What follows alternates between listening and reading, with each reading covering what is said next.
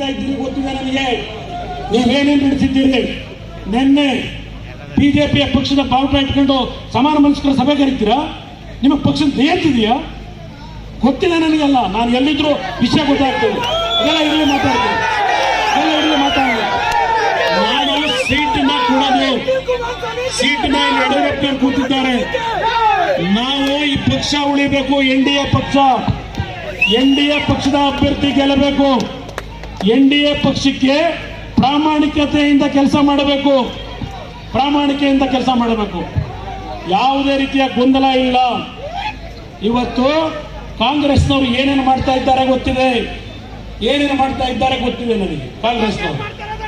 ಅದರಿಂದ ನಾನು ಈ ಕ್ಷೇತ್ರ ಉಳಿಸ್ಕೊಳ್ಳೇಬೇಕು. ನನ್ನನ್ನ ನಿಮ್ಮ ಒಂದು ಕನಕಪುರದ ನಮ್ಮ ಚನ್ನಪಟ್ಟಣದ ಕಾರ್ಯಕರ್ತರು ನನ್ನನ್ನು ನಿಲ್ಲೇಬೇಕು ಅಂತ ಹೇಳಿ ಇಲ್ಲಿ ನಿಲ್ಲಿಸ್ಕೊಂಡು ನನ್ನ ಚನ್ನಪಟ್ಟಣದ ತಂದೆ ತಾಯಿಗಳಿಗೆ ಆಶೀರ್ವಾದ ಮಾಡಿದ್ದೀರಿ. ಈ ಸೀಟನ್ನು ಕಾಂಗ್ರೆಸ್ಗೆ ಬಿಟ್ಕೊಡ್ಲಿಕ್ಕೆ ನನ್ನ ಕಾರ್ಯಕರ್ತರು ನನಗೆ ಆಶೀರ್ವಾದ ಮಾಡಿಲ್ಲ. ಎನ್ಡಿಎ ಅಭ್ಯರ್ಥಿ ಯಾರನ್ನು ತೀರ್ಮಾನ ಮಾಡಿದ್ರು ನಾವು ಗೆಲ್ತಕ್ಕಂಥ ಕೆಲಸ ಆಗಬೇಕು.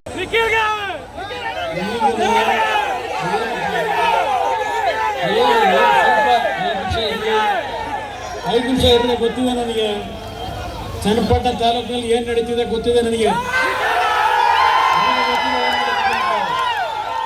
ಸ್ವಲ್ಪ ಸಮಾಧಾನವಾಗಿ ಮೊದಲು ಪಕ್ಷದ ನಿಷ್ಠೆ ತೋರಿಸಿ. ಬಿಜೆಪಿ ಜೆಡಿಎಸ್ನ ಕಾರ್ಯಕರ್ತರಿಗೆ ನಾನು ಹೇಳ್ತಕ್ಕಂಥದ್ದು, ಮೊದಲು ನಮ್ಮಲ್ಲಿ ಬೇಕಾಗಿರೋದು ಪಕ್ಷ ನಿಷ್ಠೆ, ಆಮೇಲೆ ಚರ್ಚೆ ಮಾಡೋಣಂತೆ. ಏನಿಲ್ಲ, ನಿಲ್ಲಿ ಸೀಟ್ ಹಂಚಕ್ಕೆ ಬಂದಿಲ್ಲ, ಇಲ್ಲಿ ಸೀಟ್ ಘೋಷಣೆ ಮಾಡ್ಲಿಕ್ಕೆ ಬಂದಿಲ್ಲ. ಅರ್ಥ ಮಾಡ್ಕೋಬೇಕು. ಇವತ್ತು